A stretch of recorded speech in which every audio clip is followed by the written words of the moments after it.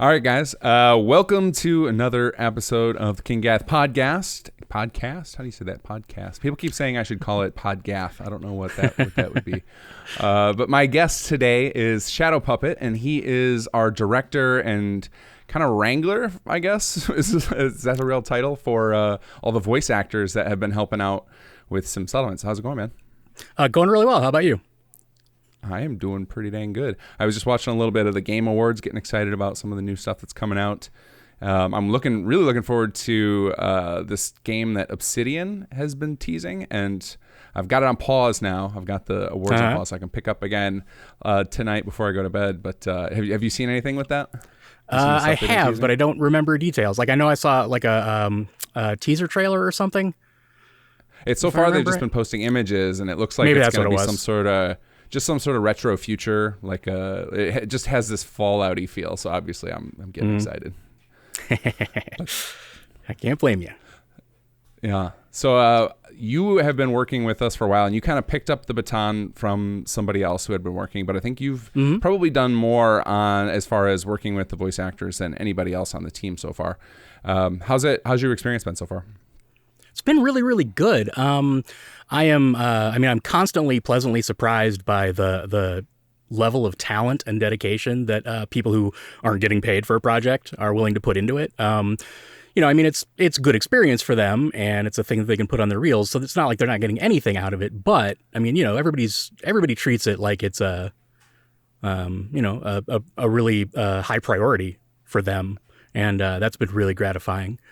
And then, like I said, just the level of talent that we're getting from people, it's been fantastic.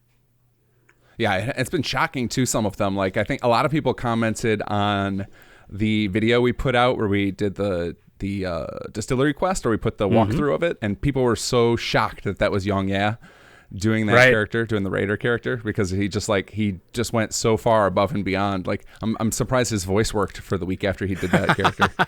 Yeah, he's when you watch his YouTube channel, he's very kind of laid back and relaxed. I mean, he's got energy, but he seems very mild, as he's talking about things. And then, he really went all in.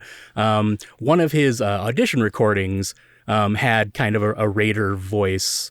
And so when that character came up, I thought of that audition, and I was like, oh yeah, that was a really nice take. And he's someone who absolutely commits to the role. And that's something we've been lucky with too. Some people, like, there are people who are good actors, but if they don't feel like, they're not always comfortable kind of going all in with sort of an over the top character.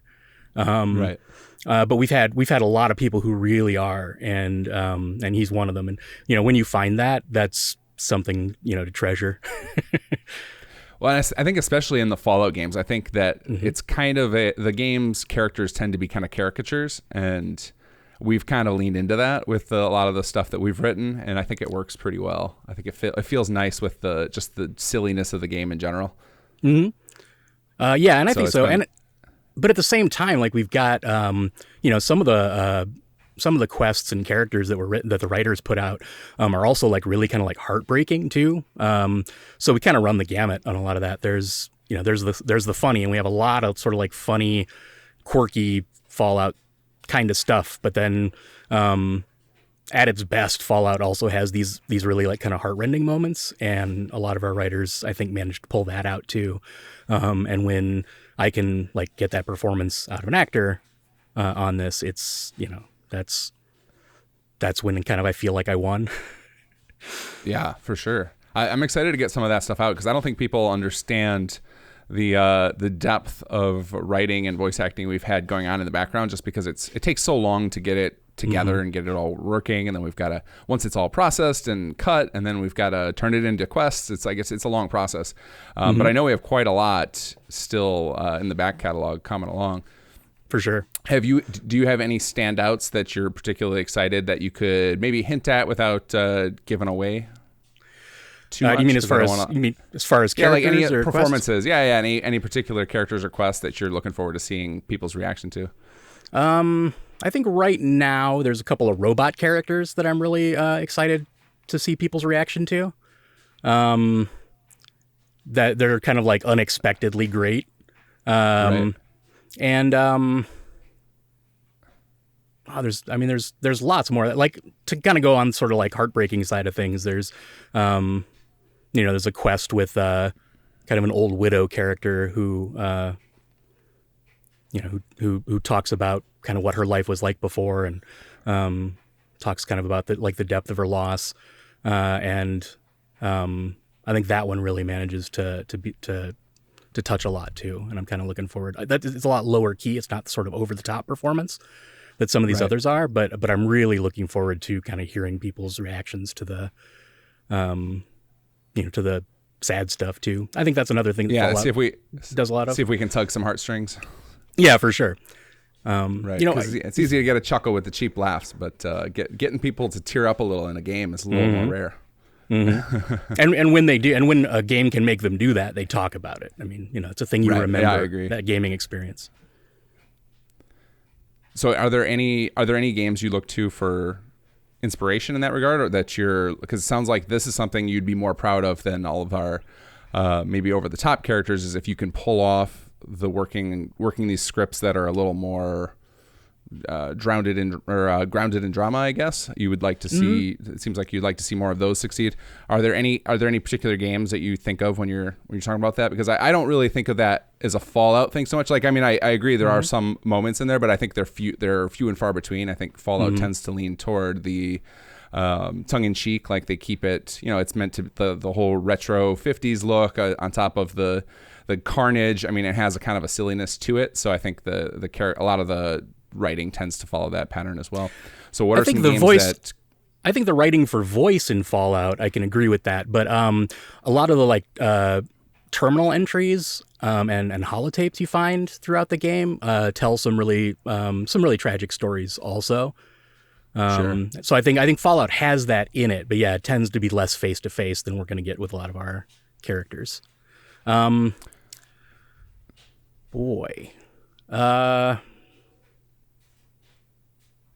gonna have to think about that for a little bit. There isn't anything that I've been going to and saying, let me look to that. I mean, there's a lot of like storytelling games that I think do this really well, because this is really what they go for, is this sort of drama. I mean, things like, Gone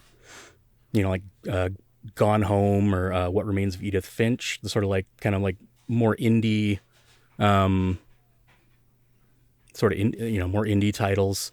Right. And there are a lot of those I could name if I really sat down and thought about it. Sure. So I think for the real like heartstring stuff, that's the stuff I would lean to. But those things tend to have a lot fewer kind of bells and whistles around them, so that you could really concentrate on the performance. Right. It's more about the narrative than about crazy action gameplay and anything. Mm-hmm. I think on this project, more than so, like when you're working with actors, when you have an actor on camera and they're performing, you get a lot of their performance in their face, and in their, just their body language in general. And that's something we can't do. I mean, the game engine allows for a certain amount of, animation and articulation or whatever. Very, very basic animation. Yeah. Slightly better than Andromeda. Right. So like you don't get that much of that. So I think that, while the over the top characters and the sort of funny characters are really memorable, I think that it's so much harder to bring out like truly touching drama than it is the comedy. And that's usually, for me, that seems opposite usually. Like in live action acting, the drama tends to be the thing that people focus on, and it takes a certain kind of timing to really do comedy well. And sort of like an understanding of what makes people laugh. So I think in live action, comedy is harder. I think in a video game, I think it's opposite. I think for games, at least for me, this is for when it comes to comedy, it's generally like I'm just amused by the scenario less than I am like laugh out loud at a particular moment, which is what what you want out of real life comedy, where you actually want that gut bursting laugh. And then in games, it's just like, oh, that's really funny. Like you're almost saying LOL as opposed to actually laughing at some of the stuff. So it's a little bit different, but I am impressed all the time with the drama that games are putting in, especially the single player narrative games that have been coming out. Like there's a ton of them, and it's really pushing into that territory, feeling like I mean, some of them are literally just, it's like you're watching a movie that you got to interact with scenes before. And there's some games like Quantum Break and Detroit Beyond Human where they're designed to be that way. But even some of the ones that aren't, they're really pushing the envelope on that stuff, and it's really cool to see. Agreed. Yeah, Detroit Become Human was really good in that way. Like there was, they were doing a lot more realistic sort of face capture performances. Right. So they were able to get a lot of those subtleties. But yeah, I think you can watch a playthrough of Become Human, and it's like watching a sci-fi movie. Yeah, it's pretty crazy how much effort they put into that. Do you do a lot of this stuff professionally? Because I know we've talked briefly about it, and I was curious if you don't want to talk about your real life stuff, that's fine. But we could talk about it like without dropping names or locations or anything. Right. But I think when you first came on, you had said you had some background in filmmaking. So I was wondering if you want to talk about that at all. So what kind of stuff have you done? Well, I started out like a lot of people, just making sort of like independent films with friends, and that kind of thing. And I sort of, like everybody, we made a zombie movie because that's what you do when you're first starting out. And it kind of like, it made me kind of just fall in love with the filmmaking process in general. And so I kind of pulled up stakes from where I lived in the Midwest, and moved to Los Angeles, and worked out here for a little bit in kind of, independent film stuff, nothing big. And then I got kind of real lucky, and somebody I had met on a independent film shoot happened to be working for a company that makes really amazing children's television shows. And at the same time I was looking for something, they were looking to fill a position real fast. So I kind of got in there, and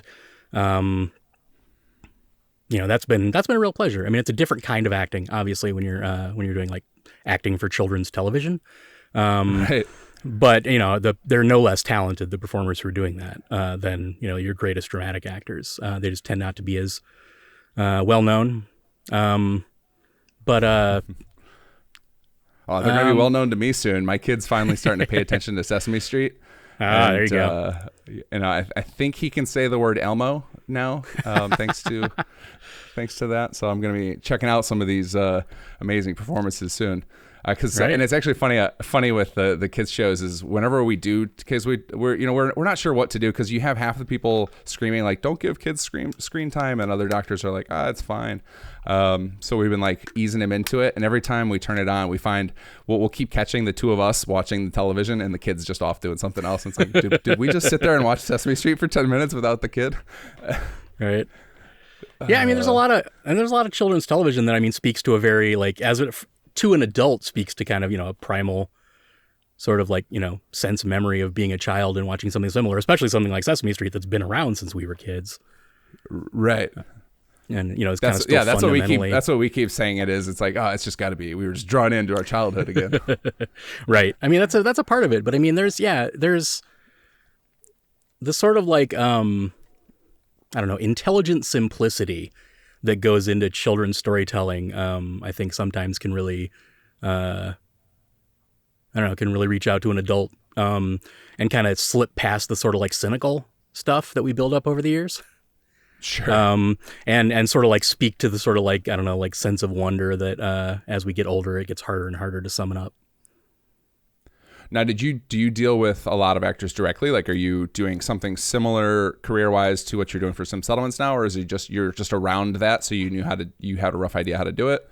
In parts, I work in post-production, which is kind of the editorial department. But a lot of what I do involves working with actors when they do ADR, which is, I think most people know this just from sort of cultural osmosis, but for anyone who doesn't, ADR is when when a line needs to be re-recorded because something went wrong, while recording it on set, or just it wasn't clear, or you kind of want to change something a little bit, and the actor comes in and they have to kind of time their performance to their lips, and it's got its own challenges because you're not really in the moment with the other actors in that moment. You're kind of just like repeating a line over and over and trying to do it with the same energy and intensity you did when you did it in the first place, which can be really, really tough. But that tends to be an area that I do a lot of work in. Is with the ADR performances. So, it's the same actors that do the show, but I'm not working with them as much when they're on set, but I work with them for hours and hours over a course of several weeks sometimes to, try to make the performance sound natural, like it fits the rest of what's there. And also sometimes, there are notes from the producers about how a performance should be different. So they not only have to say the words they said before, they have to say them in a different way, but in a way that still looks natural with the movements of their mouth and all that stuff. It can be pretty challenging. That sounds like fake. That sounds like it's like, here's this impossible task for you. Good luck. Right. Yeah. So it's real tough. But I mean, but in that, I think that's, I've worked as a director in independent film and stuff, but I've done a lot of these sorts of ADR recordings, and just working with actors on, revoicing things and whatever. And I think the sort of like fine attention to detail, of trying to hit things exactly right has been kind of a good experience that lends itself well to a thing like this. We try to, when we have the actors, do their recording, we try not to have them have to redo too much. Sure. So, we kind of have a conversation up front about, what we both think about the character and what we should be looking for. Sometimes I'll point out a couple of lines where I'm like, I think these are sort of like the important lines for this character, and I'd really like to see you hit, this sort of thing with it, this type of performance, or this is what I'd like the audience to be able to feel from it. And then, we'll have a discussion about that if they need clarification or if they have a different thought on it. We'll come to an agreement. And then they'll go and record it and send it to me. And generally then after that, I'll say, this is all great. There's these 3 lines that I'd like you to try again. This word was a little hard to understand or whatever. And it's the same kind of thing as, I do professionally. So, having the ability to communicate that, clearly, and succinctly in a way where I'm not working with them in the room, right. And just kind of giving them, usually just written instructions, and then they send back what I've done, and 99 times out of 100, it's exactly what I was looking for, and that's it. Character's wrapped. So, now, are our voice actors less egotistic than the actors you're used to dealing with in Hollywood? Because I feel like that's got to be the toughest part of this. Is you gotta watch out for the ego with it when you're dealing with right. people's performances. Yeah, I think for the most part, yes, there are exceptions. But then I also find that, I don't know, I don't work with mega blockbuster stars in my day-to-day. So I'm not usually dealing with people who have a huge ego. I'm dealing with, working actors who really want to do a good job. And who are doing this because they love it. Everybody has an ego. Even you don't have to be a superstar to have an ego. Especially, I think there's something about taking criticism is can be tough. Although I got to imagine from what I understand of everybody I know who does stand up and stuff, which is probably similar to actors, is you have to deal with a lot of rejection in your life, and that's just you really do. You kind of get used to it. Yeah, and I think I find so in the professional world of doing these things, it is considered bad form for a director or a voice director or whatever to tell the actor to give them a line read, to say, no, say it like this, and then say the line exactly like you want it to be said. That's just considered to be kind of it's as if you're not trusting the actor to know how to do their art. Sure. Or you're as if you're saying, the way you're interpreting this is not valid or whatever. That's kind of the general consensus. But I do find 9 times out of 10 with a lot of actors that I work with both on this project and a lot of times the ones I'm working with professionally too, they also know that that's a maxim that everybody kind of knows. And so when I'm kind of going, what I'd really like is for this part to be maybe just a little bit faster. And I've had a bunch of actors go, can you just tell me how you want it said? And I say it, and they're like, "Oh, okay, I totally get it." I mean, it's a shortcut to communicating what I'm saying. But when people do have a lot of ego around it, yeah, they tend to balk at being told how to do their job by somebody who's doing a different job. Right. Which makes sense. I mean, you have them there because they're the actor and they're supposed to be making good decisions, good choices. But sometimes there's just something you need to happen, and if you can't communicate it clearly. Luckily, a lot of actors are fine with kind of breaking that unwritten rule. Sure. With actors in person stuff, it's got to be a lot easier because you have all of the action happening. With this stuff, you kind of have to.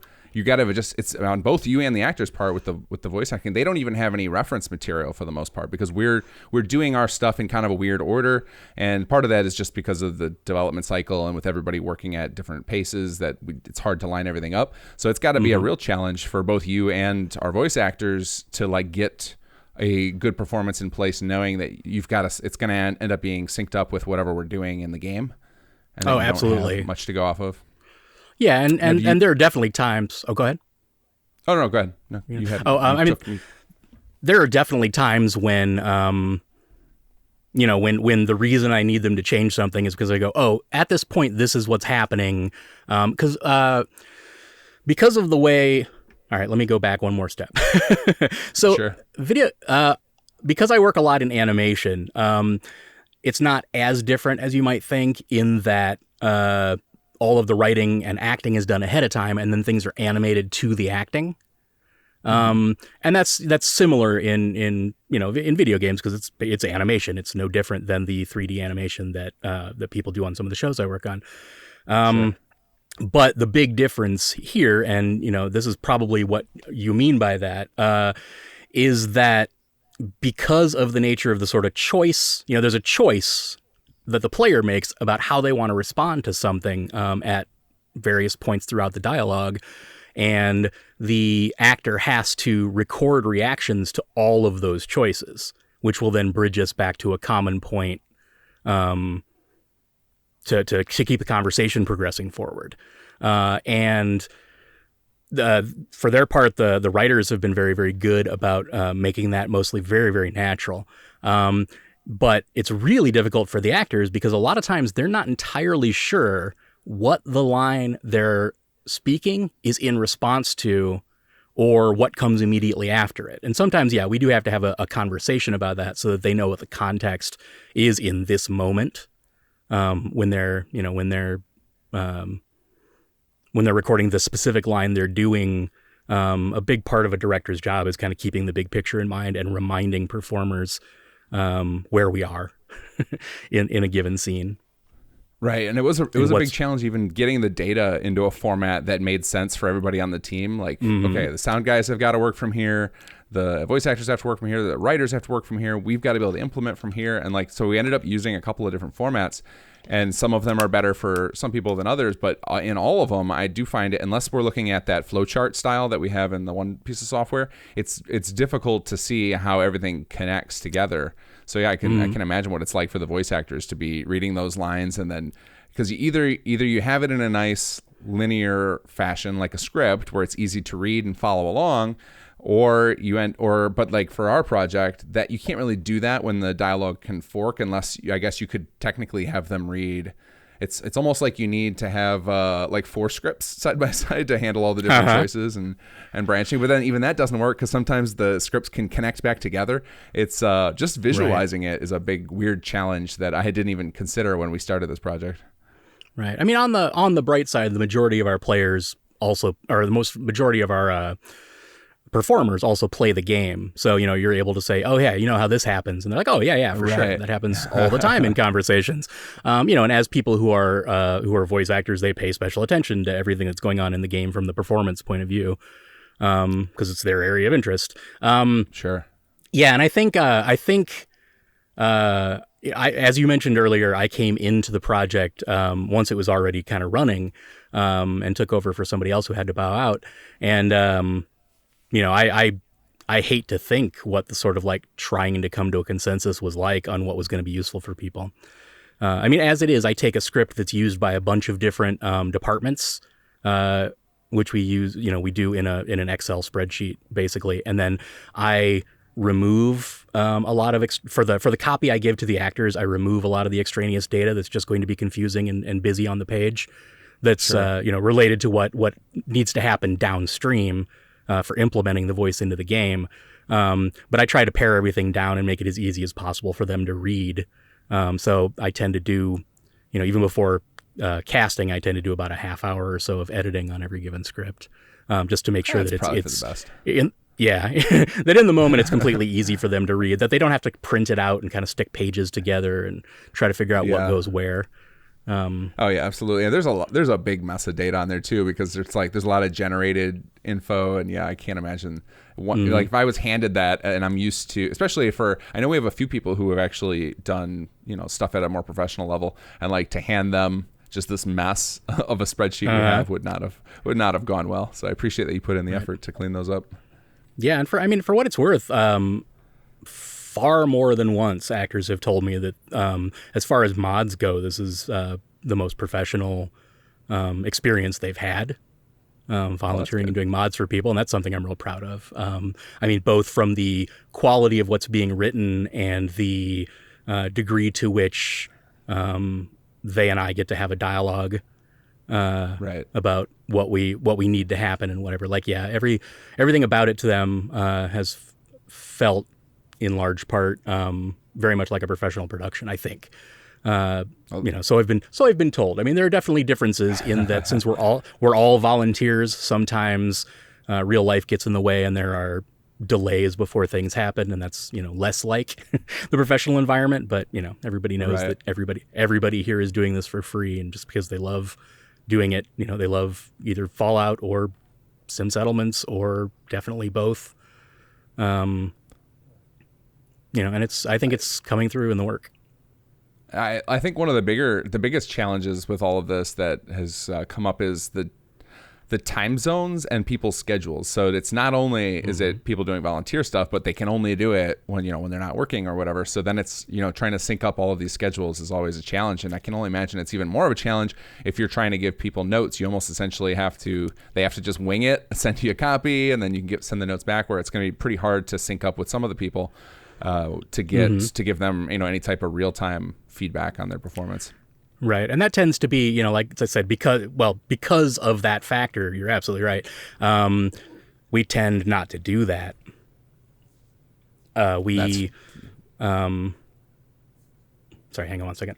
That's all right. That's understandable, because to try and do that would be tough, just to time it. I mean, just with scheduling, but also with if you got sketchy internet or anything like that. Like, I know a lot of people, if I ask them to do the recordings on the internet, they would tell me that it's not going to work out. In fact, even when I'm doing all these podcasts, I have everybody record on their own side because I don't trust the internet, which is so funny that like we live in what a lot of people would claim is the most powerful country on earth, and it's like, but we don't have stable internet. Like, come on now. Yeah, the countries that are nationwide doing fiber optics. I mean, obviously they're smaller countries, so there's a lot less of it to do. But the degree to which we could keep technology jobs and things in this country if we had a better infrastructure like that, I think can't be understated. Well, but what's funny is that I don't even think that's an argument with the small country thing, because even in I'm in a big city and I don't have great internet, and it's like I don't think that the space has anything to do with it. But right, you don't need to go down that road, because that can open up some sore subjects. Yep, for sure. I just find it amusing. But yeah, because of the time zone difference, for sure. I don't get to do, like, in my professional life, I'm there while the performance is happening so that I can give them real-time feedback and we can get the line right before we move on and do something else. That's obviously the most efficient way to work. But I think we've hammered out my department has kind of worked out a method of communicating with the actors where things have worked out really well. Like I said, I think maybe once people sent me their revisions, I had to have them do one more revision line. Or I'm like, we didn't quite get this, what I was looking for, and I apologize if I didn't explain it clearly enough, but this, But I think almost every time people have gotten it in 2 sessions, the one long session where they do the whole script, and then the much shorter session where they're just doing the lines that needed some revision. And that revision happens either because, sometimes it's because there's a technical issue where there's noise in the background that they maybe didn't notice, or sometimes that issue is because they tripped over a word and didn't notice it or mispronounced something. But a lot of times that comes down to, once we actually listen to it, we're like, oh, that doesn't actually communicate the thing we intended it to communicate. And we'll do a quick rewrite and ask people to redo that. Or a character's name will get changed. That's happened after it's already been recorded. And luckily, the actors are very, very generous with their time in going back and doing those things when it's our fault. But I try to make it. It's kind of always been my professional maxim when working, is that all of us are working hard. And sometimes I'm going to have you do things you don't like, but I promise you that I'm never going to waste your time if I can help it. Sure. And I definitely try to carry that over into this, so that people don't feel like they're, especially on something like this, where people don't feel like their generosity, where everybody's donating their talent, where they don't feel like that's being taken advantage of. Yeah, it's a tough one with this stuff, especially because we don't know. Like there's all sorts of hiccups that come along the way. So, but I'm glad you're keeping that in mind, just to keep people happy and not feeling like they're wasting their time, because it's a lot, and especially with the voice actor stuff, is theirs tends to get done and then they don't get to see the product for a long time, just because it's one of the earlier steps in the process. So they've got to be pretty patient on top of it all. Mm. Yeah, and again, I think a lot of people who are doing voice acting are used to that for if they're doing animation, because it's very much the same thing.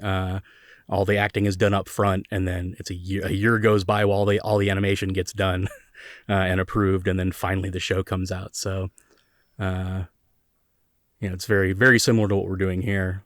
So I think some people are used to it, but there are a lot of people also who are just like, I don't know, I'm not really an actor, but I'd love to do this. And they've turned out to be some really unique voices we've gotten that way. Like just people who are not our normal people. Because we're a lot of times looking for a very different kind of voice than your average person hiring a voice actor might be looking for, because it's Fallout and there's so much kind of weird stuff that can happen in it.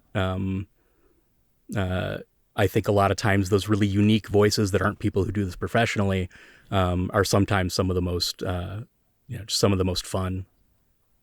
Yeah, all of the stuff I've heard has been fantastic. I haven't listened to everything because we've got so much of it, but the stuff I've listened to is great, and I'm really excited to get it all out to people. So have you worked on any type of mod project or game-related thing before this?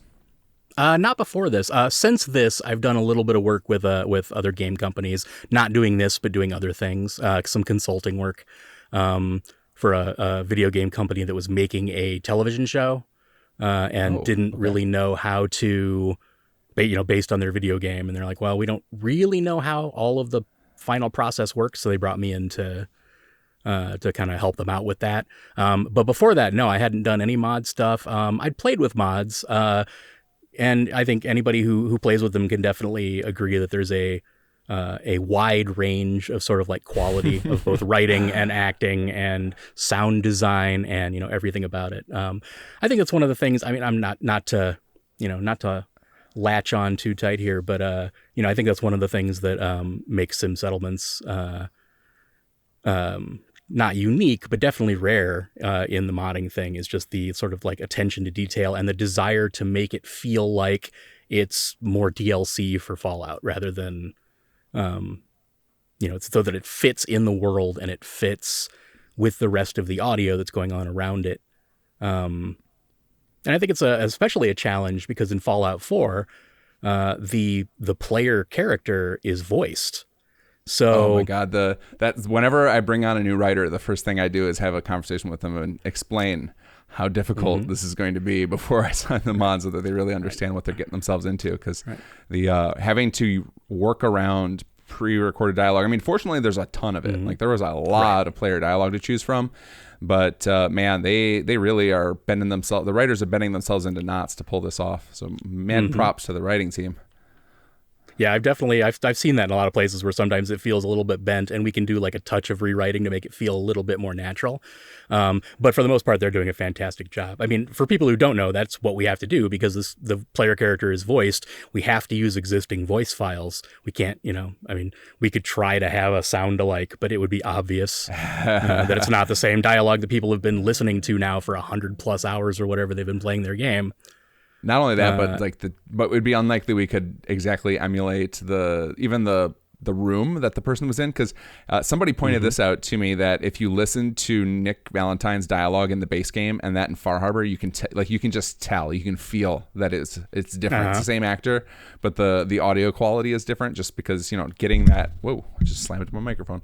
Getting that same reverb and everything into room, I guess, is a giant challenge. And that's something that our sound team was warning me early on when we originally designed this whole project. I had this workflow laid out and we were getting ready to launch into it. And then I explained it to our lead sound guy and he's like, that's not going to work at all. And then he explained to me all that stuff about room tone and reverb. And it's like, oh wow, I had no idea sound was this complicated. Mm-hmm. And when you're doing, when you're doing voice stuff like this, the goal is to make it as neutral sounding as possible, so that you can drop it into the world that the sound designer has created and it all sounds like it goes together. Right. You want there to be as little room noise or background noise, or traffic noise or whatever as possible, so that it all blends in really well. And for their part, our sound team has done a really great job working in what is sometimes not super ideal conditions that they're used to working with in their professional life. Right.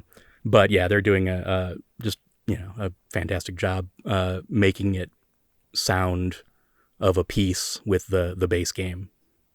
I mean, I think all sound engineers, once they hear sound in a game, cringe a little because of the monstrous amount of compression that's done to voice files. Right. It's crazy. Yes. It's crazy how small they are. The voice files they're 1/15 the size of an MP3, which I bet a lot of people are listening to are like, MP3, what the hell is that? Just because I feel like MP3 is not really a thing you talk about anymore. You just stream your music now, or you get it on iTunes. You don't really think about the file format, but that was such a revolutionary format when they came out and started a whole thing of music players. And I just remember thinking, just looking at how small the files were compared to when you ripped off your CD. Again, I'm really just talking old people stuff now. CDs are things that look like game discs. Game discs are a thing that if you don't download your game, you have to put into your machine, and it plays the game. Oh man, I saw a crazy stat that in the last 10 years, game physical disc copies, the amount of people downloading their games versus buying discs has flipped. It used to be 80-20 discs to downloads. Now it's the other way around. Mm-hmm. Oh, for and sure. I mean, it shouldn't shock me, but it was funny. I used to be one of those people that was kind of diehard. I'm not downloading my games. I want to have a physical copy. Right. And now I think that was stupid. Why would I want that? That's not a good thing at all. Yeah. And it's to the game company's advantage to do this, because you can't sell a used copy of a game you download. So anybody who wants it has to buy it new. Right. And those of them who are able to pull off their own launchers and stuff and convince people to buy them through there can even avoid all the middlemen of sales. Yeah. And then they just have to deal with their marketing stuff. So yeah, it's a big advantage to those companies for sure. Yeah, the foresight of Valve when they came out with Steam and perfected. I mean, there was other companies kind of trying to do it, but they did it the best, the soonest. Yeah. And Steam is pretty much everything now. Bethesda has now obviously switched over to their own client thingy. And they're still working out the kinks in that, obviously, but it definitely everything I see is people would much prefer to be dealing with Steam. Yeah, definitely. When trying to solve these problems. I think it's the equivalent of if every game company tried to do I think the launcher thing is they're going to try it for a while, but I think eventually it's going to roll back, because I think to have everybody have their own launcher is going to get a little obnoxious. I will accept it for the major publishers, but for every single little company to start having it would be too much. I think it would be the equivalent of if everybody tried to start their own Twitter. It just wouldn't go well, because you need that. You need the maximum user base. And that's certainly been tried. I mean, like as far as like the Twitter thing goes, that was a common thing for a long time where people were trying to do the next Facebook or the next Twitter or whatever, and that's kind of become a punchline almost now. Where people were going to do, I have this great idea for a company you should invest in. It's the next, it's Twitter, but this, it's yeah. But I do see more companies are starting to steer away from the Steam thing because they don't want to lose their cut. Like Fortnite even pulled themselves off of like the Android market, which is that's Steam for phones essentially. And I see why companies would want to pull out of these because the deals are pretty terrible as far as like the cuts that these companies get. But at the same time, there's also quite a lot of service that they're probably getting out of it, like Bethesda could have used the customer support of Steam right now. With everything for going on. Sure. And I think definitely that's the thing. Like, I think the bigger companies are going to be able to do it when they decide they want to, because they've got the money and the infrastructure to set it up. But I think smaller companies are just going to be happier to, make their game, push it out, and let Steam handle the sales and complaints and returns, which they only do in very, very limited circumstances anyway. But for them to do all the client facing stuff has got to be a big relief for a small company, especially, even if it means that they're only getting a small amount. But I mean, when they were putting out physical copies of games, they were selling them at wholesale. And then the store was marking them up and selling them at retail. So it was the same kind of cut system, really. But now people, because things are digital, they don't feel like it should be the same model. Right. But I mean, at the same time, there's no physical cost to it, so it's a win. It's a win all around for publishers as far as financials are concerned. Although I think it's probably offset. And actually, I was having a conversation with somebody else recently about the cost of video games, about how the actual because the costs for things like that are going down, that's incentivizing them to spend more money on the other side of things. So like, hiring professional actors and putting in more money to do like bigger and crazier graphics. And then you've got to pay more for art assets, and like the costs are nuts for video games now. Like the budgets for these AAA titles are like $200-300 million. It's like, that's more than a lot of Hollywood movies. They're superhero movies, as far as those prices go. But then they also get the returns that those movies do too. Even their opening weekend, they talk about the game's launch date as the same thing as a movie studio talks about how well it does opening weekend. Right. Yeah, when you hear about some of these games like Call of Duty, I think sold like 20 million copies right away when it came out. It's like, man, multiply that up by $60. That's just nuts, just nutty money. And even if they're losing their 30% cut to Steam, they're still like, that's right. That actually reminds you. That actually reminds me. You mentioned Call of Duty, and you had asked me earlier whether I'd done work for video games before, and I did actually work for Activision once years and years ago as the guy who goes to the local game store and makes sure that all, like in my area, I went to like 8 game stores and Best Buys and made sure that all the like the advertising that the company had paid for was up and visible. So, that was my first big video game job, was a merchandising rep for Activision. So so you like make sure they have like those big pop-up guys set up and everything and the posters and all that? Yeah, nice. And that everything is where it should be. Because I mean, a lot of times, those game stores are busy. Those employees have lots to do, and sometimes they don't, get the signs up when they're supposed to, or they don't change all of the signs or whatever. So, you have to just go into that, because the video game companies are paying a lot of money for that sort of placement. For a game to be at a specific spot on the shelf or on the end cap at Target or Best Buy or whatever. Where the high visibility areas are, a lot of money goes into that merchandising. Well, and obviously then they're paying regional people to be reps, and they have to make all that physical stuff. Yeah, it's got to be expensive. Somebody told me, I don't know if this is true or not, but or maybe I read it in some random article, that the cost now of marketing is almost as high as the cost of production for the game itself. I'd say that's probably accurate for these big titles. It's just nuts. I've looked into the price of a lot of the trailers are crazy. Like they look like, some of them they're doing the live action stuff. It's like that was like that was just as good a commercial as I'd see for anything else.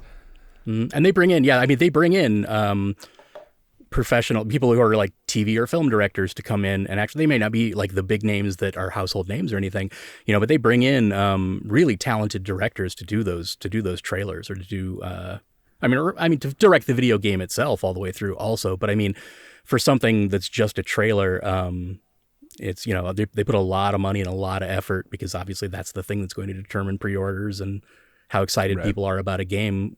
And when your development cycle is sometimes, years between announcement and publication, it's important to keep people jazzed. Yeah.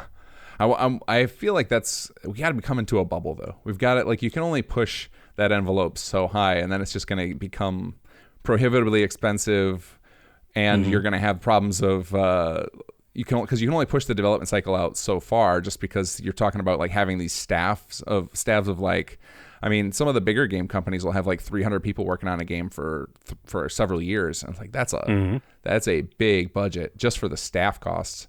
And so like, it's going to get to a point, I think, eventually where you can only, because we got to be coming close to the limit on hardware as far as like what looks good graphically. Because some of these games now, man, they just, I can't tell it's almost to that uncanny valley level where I can't tell the difference between where the CGI begins and the live action. Did I say that backwards? You know what I mean? Yeah, you say. Yeah, and I think with the, like, especially with the performance capture stuff, with like the face capture. The, like, when something is straight up animated and isn't motion capture or whatever, there are just sort of like, there are movements that you see that the characters don't make, that you sort of instinctively know humans make, to sort of like adjustments to, when you move one thing, other things move to kind of compensate and keep your balance and that sort of thing. And a lot of times in animation that gets forgotten, video games too. So the same as, with facial expressions too. It's real easy to get those wrong, I think, if you're animating from scratch. And I think it's, when it's done well, it's amazing. But yeah, with the face capture stuff, I think that's where you really get into that's where we're really going to get into the, like, not being able to tell the difference, just because the subtleties and movements of expressions and just everything about the movement of the face. And now, have you had the opportunity to work with any of that stuff, or be in the space when that's being worked with? Not in a video game sense, but some of the shows I work on have been motion capture. Okay. And that's that can be pretty incredible. Not exactly the same thing as the face capture. Sure. But a performance capture, and the body actors and then other people who are animating the face at the same time. It's pretty incredible. Because some of the motion cap for the faces now, the number of like points they have like on their face to catch all those little muscles, it's pretty crazy. Yeah, when you see the sort of behind the scenes thing, you see they've got 80 dots on their face trying to capture everything. Right.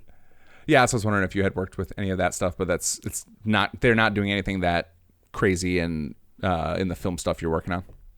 No, yeah, and I mean, again, it's mostly what I do is children's television, and there's some decent budgets for children's television, but they definitely don't get the right. I was just imagining prime time money doing that kind of. Yeah, I was just imagining them doing that crazy detail for kids shows. That would probably be wasted, considering that my kid's happy with a YouTube video of a poorly animated duck. Like, I don't know how much money you really did spend on that. Right. So you were a Fallout fan and came in and found Sim Settlements. What did you think when you saw the post I had up for Sim Settlements for needing some help with directing? I was excited. Like, so yeah, I've been a Fallout player for several years in several versions of Fallout, and have really enjoyed all of them, including 4. But as much as I really enjoyed settlement building on my first playthrough, when it got to my second playthrough of Fallout 4, when I discovered Sim Settlements, it kind of changed the game for me, because I was like, oh, yeah, it makes a lot more sense that these people should be trusted to build their own thing. I'm providing the materials, they can do the building, and so I really liked that about Sim Settlements, and I really liked the sort of community atmosphere of it, where people were creating more buildings as add-ons and that kind of thing. And when it's just it was kind of one of my favorite mods, and yeah, when I saw the posting for it, you mentioned it, I think, actually in one of your YouTube videos.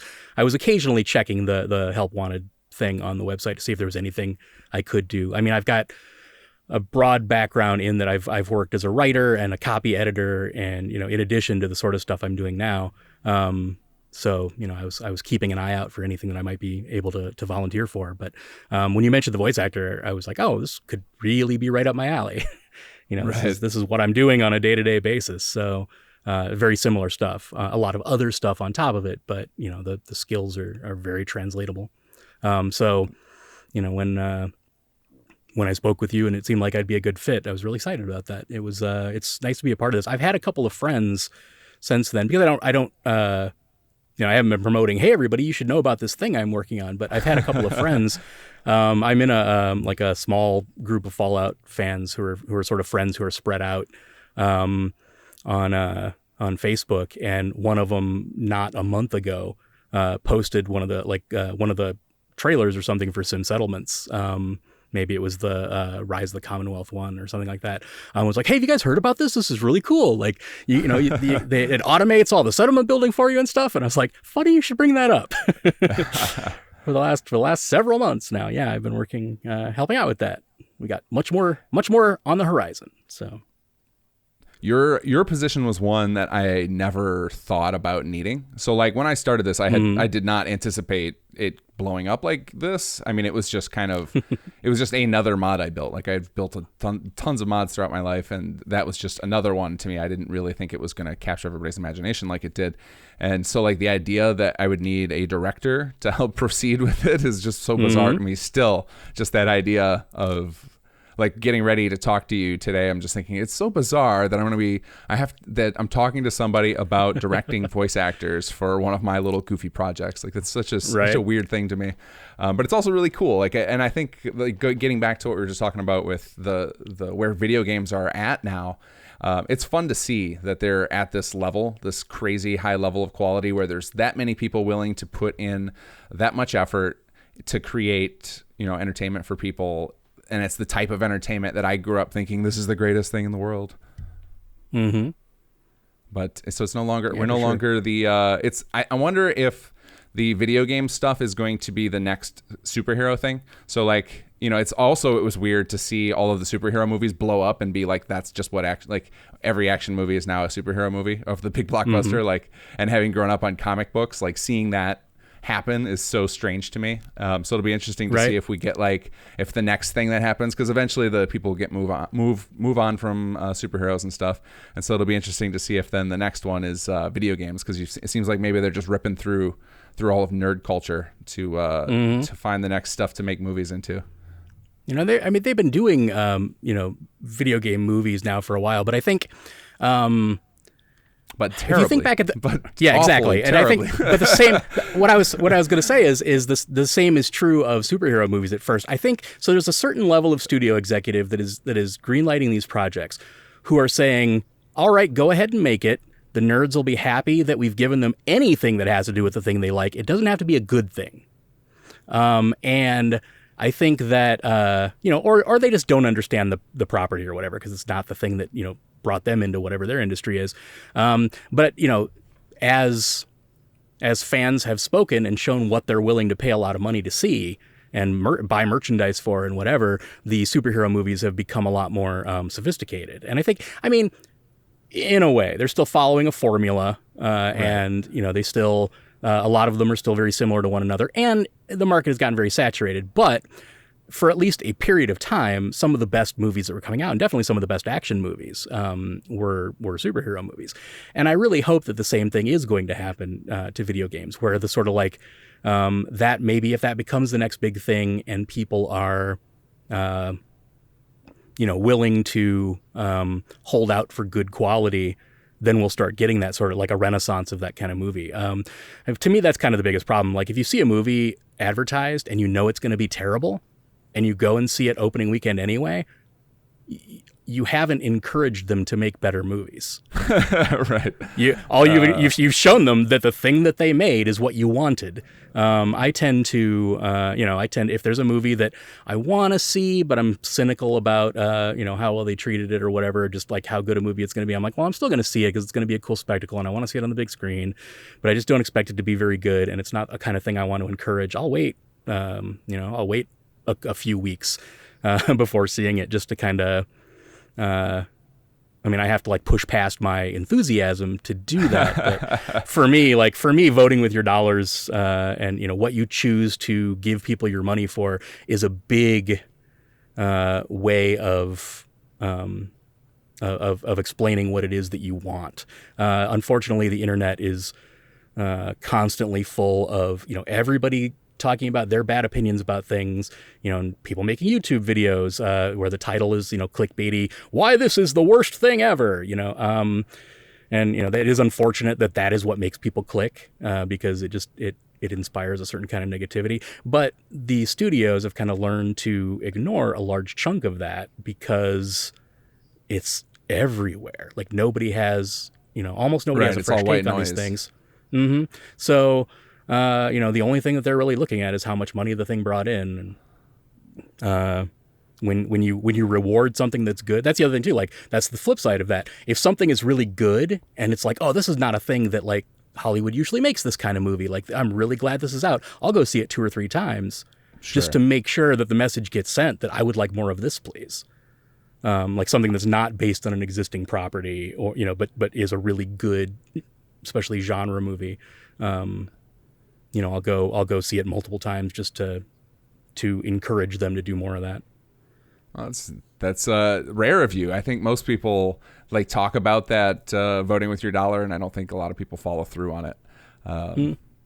Like I know I'm guilty of it as well. As I have had personal boycotts on like a local coffee shop, and it's not a local. I'm not going to get into the politics of the coffee shop that I hate, but I still keep finding myself there periodically, and I'm like, damn it, not again. Yeah, yeah. Once in a while, life gets in the way, and you have to yeah, kind of fall Drop back on what you rather be doing. Yeah, right. Yeah, and it's unfortunate when it happens, but you know, I think nobody's ever perfect.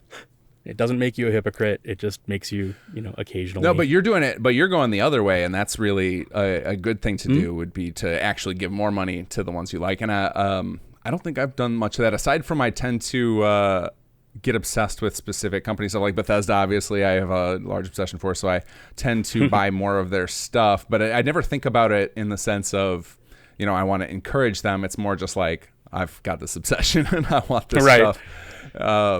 But I think it would be good if more people would vote with their dollar in that sense, just because, I mean, even something like we talk about 76, and that's been a common topic for everybody in this community, is that we think part of the reason it exists is just because Fallout 4, they basically went off of the way we spent our money for Fallout 4. So they saw that was their best-selling title ever. So it's like, okay, clearly people want more of this. And they tried to distill it down to its element. And then, you know, they maybe didn't do so good at that. And it has all these other problems. But that's what I actually had a conversation with Gopher recently.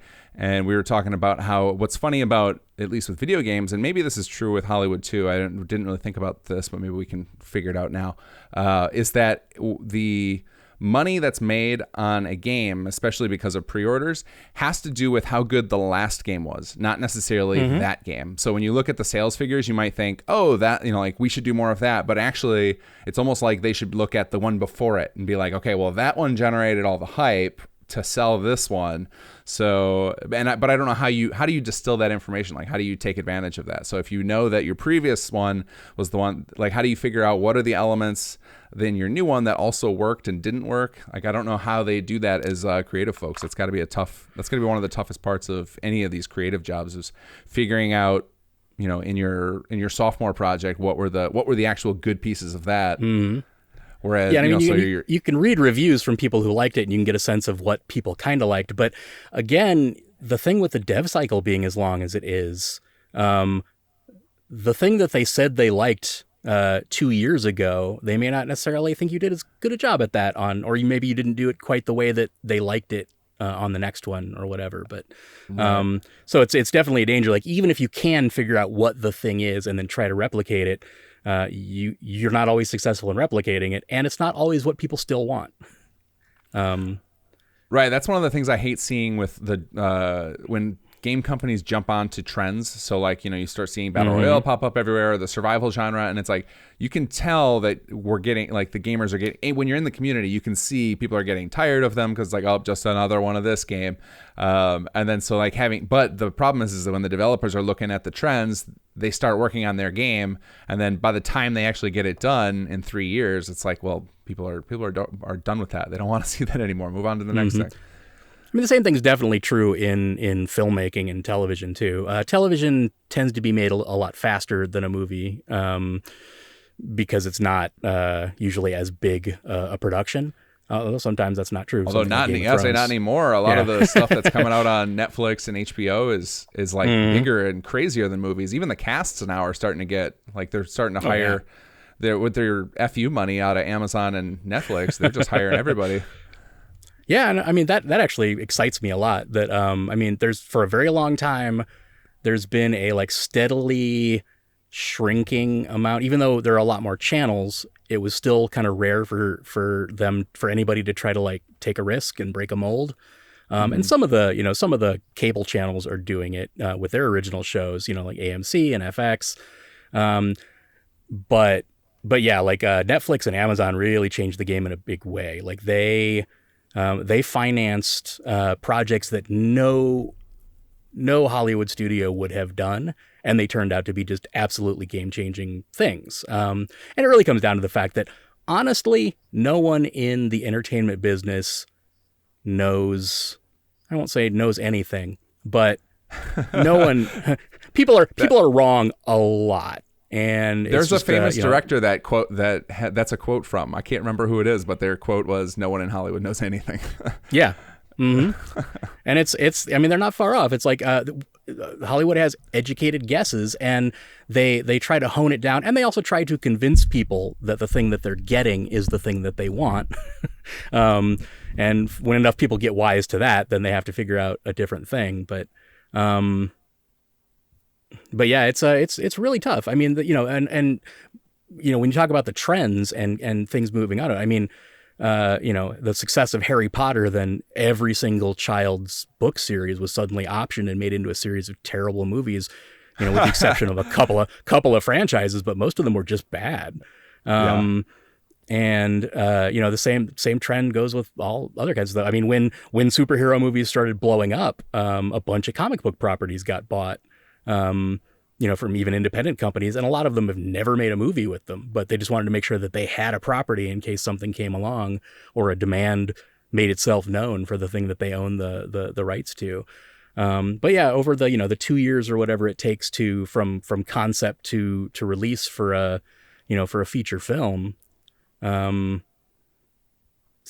thing. Like it could be in 2 years, it could be the thing that nobody wants anymore. Right. So yeah, there's a lot of just guesswork that's happening, and I mean the movie studios in general, they're not hurting by any stretch of the imagination, but they're always trying to make more and more money, and a lot of that has to do with the fact that they're publicly traded corporations, and they have responsibilities to shareholders or whatever, blah blah blah. So the other way it could go, and that's like, so instead of, we're talking about the idea of trying again with video games into movies, like that might be a thing. Is the other route it could go is the other way around, is that if they can get the speed of video game production up, we could start seeing the other way where video games become kind of the main source of entertainment for a lot of folks, and you see more properties going into video games, because that used to be a big thing, and it was almost always terrible. In a way that, and like even worse, I don't know which was worse, video game to movie or movie to video game. It seems like the two mediums just don't go well together. But I think a lot of that is just people not you just need the right people in the right place understanding, like what's correct about each medium to get it there. Because there's always a couple of, I think especially on the movie to video game, like there's a couple of treats out there that have made it. And I don't even have any to cite, but I know from thinking about this and having this conversation before, I could think of a few examples of where it's like, okay, that was actually pretty good for being a movie-based video game. I mean, I can think of one off the top of my head, which it has mixed opinions, but I think the Mad Max video game was fantastic. The one that came out. I liked it at first, and then eventually it got kind of bland. But I loved very repetitive.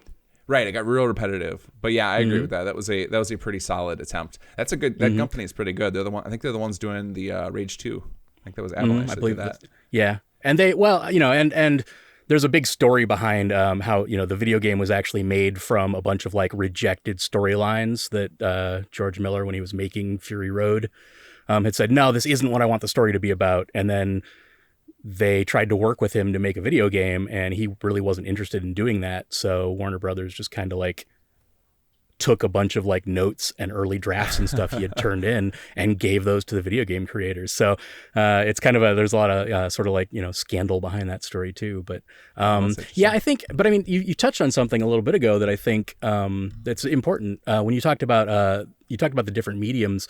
And I think one of the reasons why a lot of those things don't work is because it's my belief that like for every story that there is to be told, there's the right medium to tell it in, like the best medium to tell it in.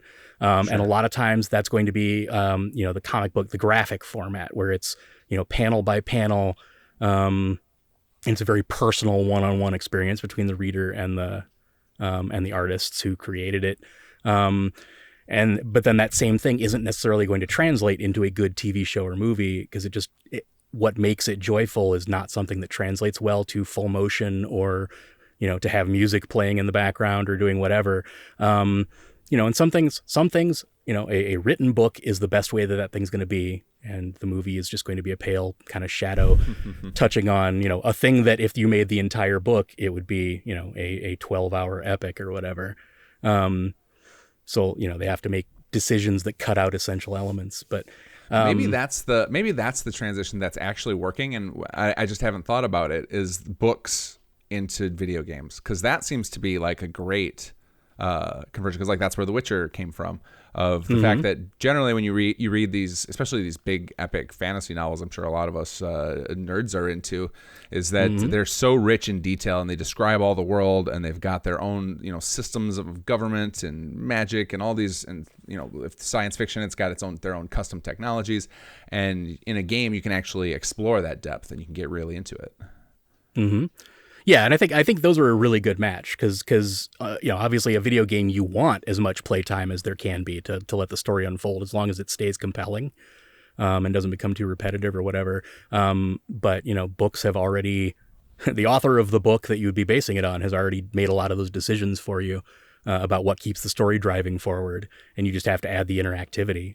I mean, obviously there's probably be more that goes into it than that, but I think that those are a good.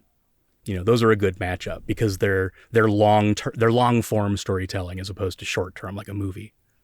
And I think that's why like Game of Thrones would have been a terrible movie because it was just way too big to fit even in a series of 3 movies or whatever. But every season of that show is like a couple of movies.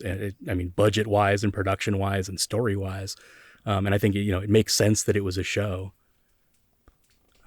Yeah, I actually skipped watching last season so that I could watch it all, because I think the final season comes out this year, right? Or early next year.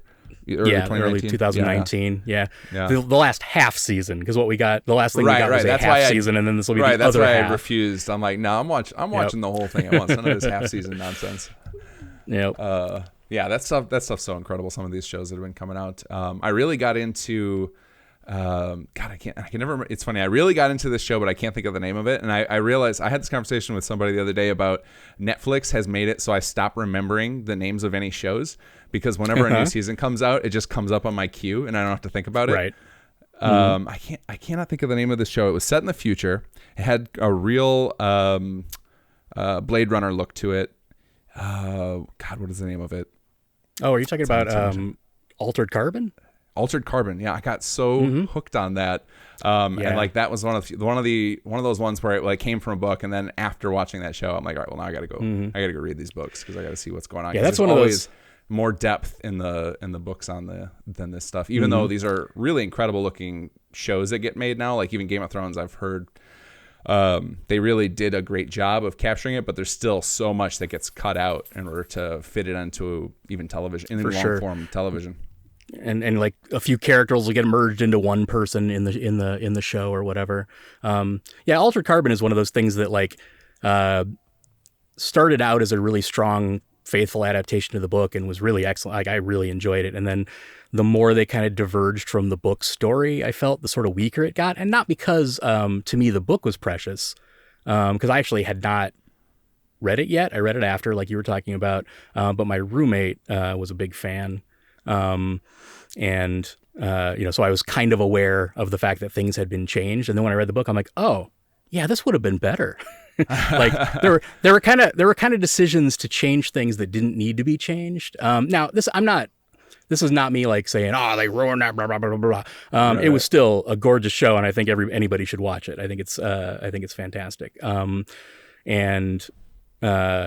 yeah, if you enjoy it, I recommend that you also read the book, because the book sticks a lot closer to the sort of like noir sort of feel that it started out with before it kind of branched out. But yeah, for all of the fact that I don't think it's quite as good as the book, it was still really excellent. I'm glad they made it. Right. Yeah, I think that's a lot of it that happens. Like I remember the first time I ever experienced that was with Jurassic Park. I used to be a huge into the Michael Crichton books, and the movie is fantastic. Like it's a classic. Everybody loves that movie. But then like reading the book, I'm just like, oh man, this would have been way cooler. There's some really awesome scenes in here. And then like that came out when I was like 12 or something. Like it was forever ago. And now it's like I've just learned like, oh, that's just what happens. The movies just gut everything, and that's just the way of life. Right. So I don't even complain about it anymore if they screw things up. It's really just like, is it enjoyable in that form? Great. If not, let's move on. Because you still, it's not like they're, by putting out a movie that's not faithful, they take away your book. Like you still have, you still got your book. That's why when people, it feels super disingenuous to me when so a bad Ninja Turtles movie comes out and everybody's like, they ruined my childhood. I'm like, you still have that childhood. This is just another thing. They didn't do it as well as you liked it when you were a kid. But guess what? If you were still 9, you probably would have enjoyed this version of it. The problem is that movie that's not made for you anymore. And that's the thing I think people really need to remember. Like, when they talk about how bad a piece of media is or a piece of culture in general, the first question you should ask is, was I the intended audience for this? Because if not, then judging its failures by not being what you wanted is not the failure that you might think it is. I think they didn't make it for you. Well, they're making it also for the 90% of the time, especially with the big budget stuff. They're making it for money. So. It's I think that's where a lot of people get thrown off, is like, I'm a fan, they should be making stuff for me. It's like, well, you aren't giving them as much money as the larger populace that they're targeting. So but, and that's why things tend to get kind of homogenous, because they're trying to make it appeal to the broadest swath of people all at once. And it's unfortunate, but I don't know, once in a while something comes in. I mean, I think if movies hadn't gotten so bland for a while, the big TV renaissance probably wouldn't have happened. And I, for one, am super glad that it did. I mean, there's been some of my absolute favorite pop culture in the last 10 or more years has been, unique shows on television that wouldn't have worked as movies, but are super memorable as TV shows. I bet it's one of those things that has to happen. Like you have to get it to a point where everything becomes white noise for those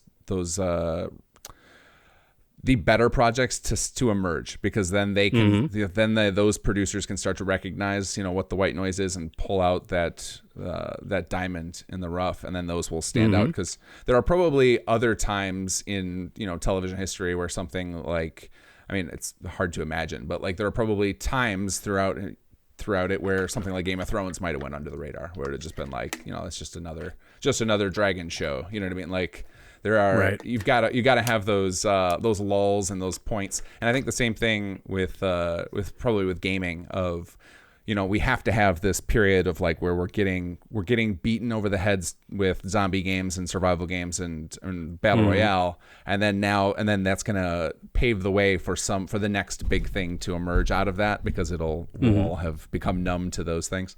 So maybe that's just the way entertainment always is. It's just, you're gonna have these down periods where it seems like, oh, everything's terrible, it's all the same, and then boom, then the next thing gets to emerge. I think to bring it back around to what we're doing, you especially, the battle royale genre sprung from somebody making a mod for the game Arma, Right. and that was so. I think that modders are a lot of times taking an existing product where a lot of the sort of infrastructure is there, and then putting a unique spin on top of it, and people really respond to that to the point where it then becomes a mainstream thing. I mean, there's a lot of times a lot of these big mods that don't get finished because the people who are making them get recruited into big video game companies, because they show that they've got not only the skills but the ability to do it on a low budget and a lot of passion. The ultimate obviously. low budget. Mm-hmm. Yeah. For sure. I think mods are incredible, and it's amazing to me that more game companies haven't recognized the power that Bethesda has gained by it.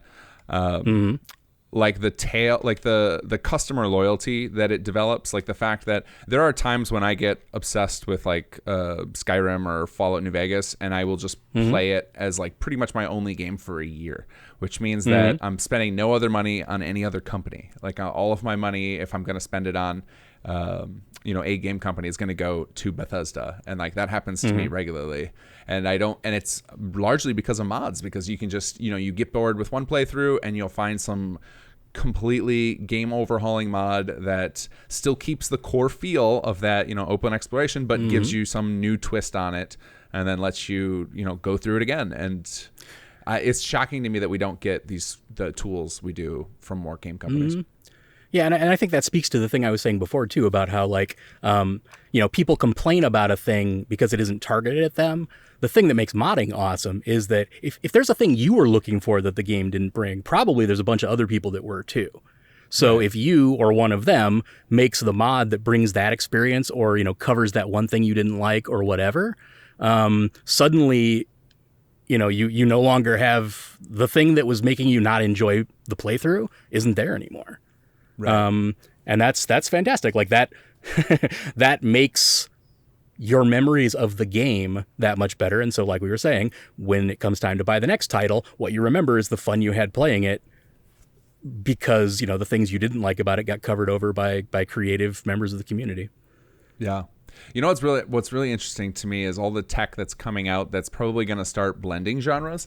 So if you looked at, and I don't know how much of this you follow in the entertainment industry, because to me, a lot of this new tech is going to have huge implications for movies as well as video games. But the things like AI generated video or AI generated audio, to where they can essentially, they've already started doing it in major movies, like where they gave us young Robert Downey Jr. in is that, which movie was that in Avengers 2? I don't remember which one that was in.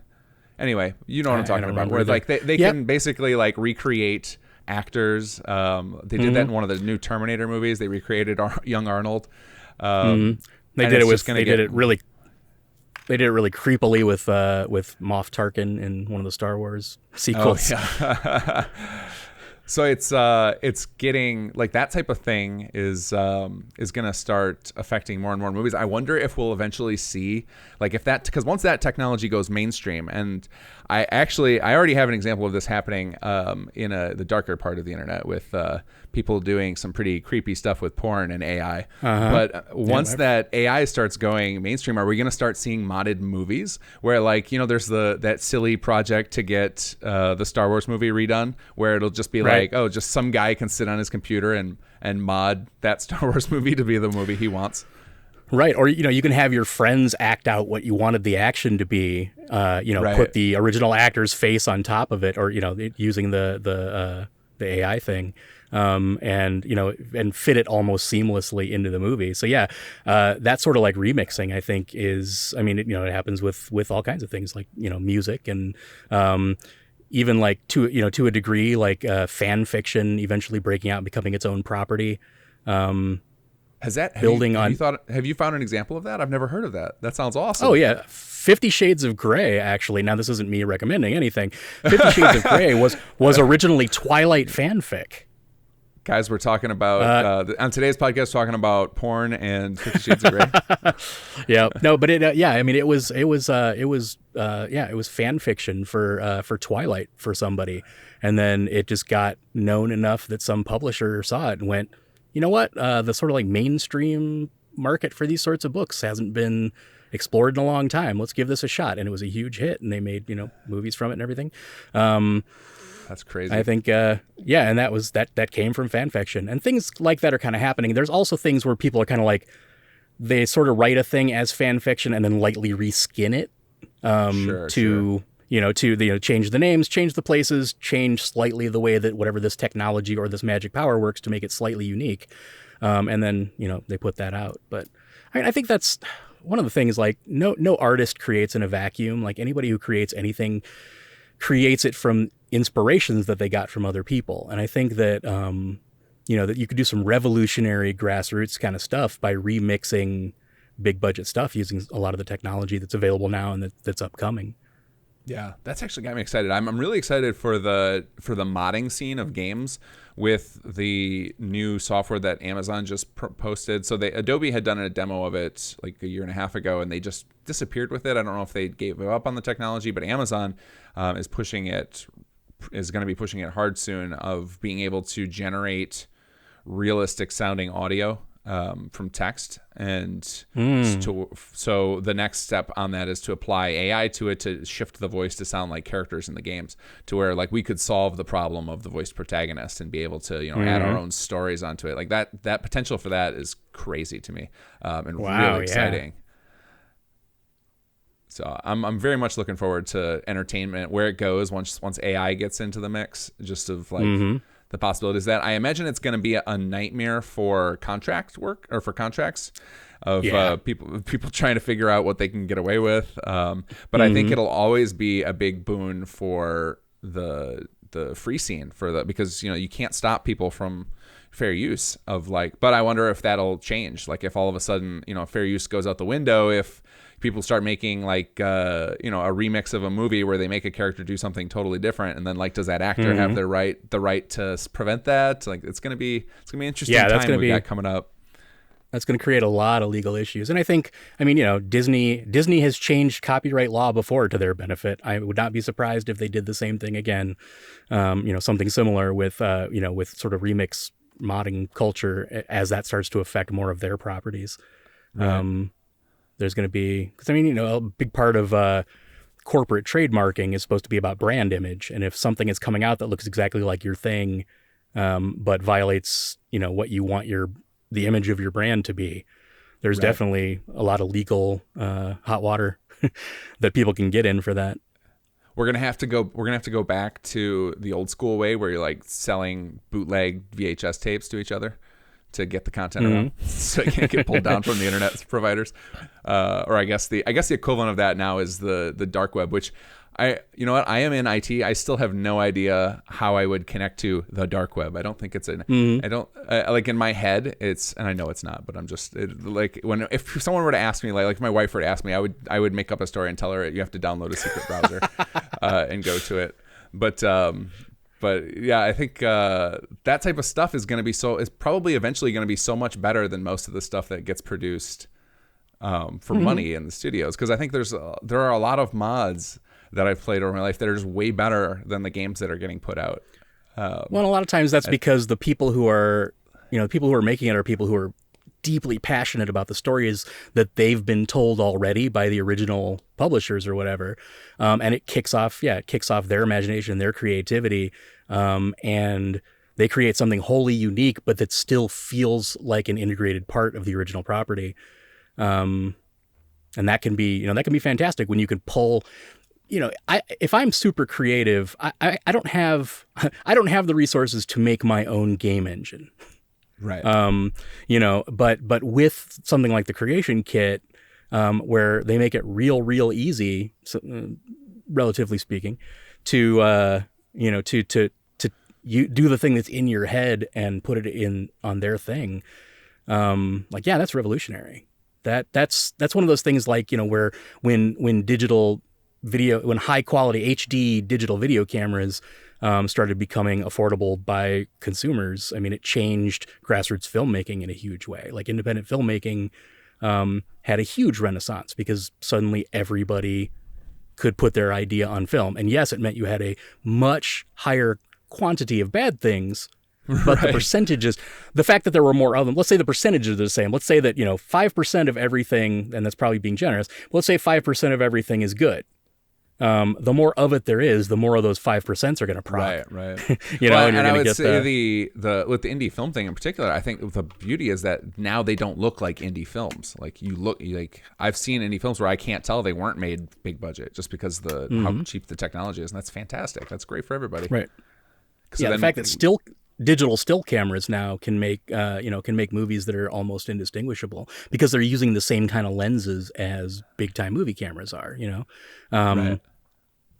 It can look just like it's 35 millimeter because you're using a piece of technology that emulates what 35 millimeter is supposed to look like. Oh man, it's so exciting! So exciting! I can't wait for the Force Awakens remix that will inevitably come out in 10 years after we've got this technology available freely. Mostly and I think like that one in particular will be just a meme. It'll spread like wildfire. Remember that campaign? It happened. Just took some AI tech.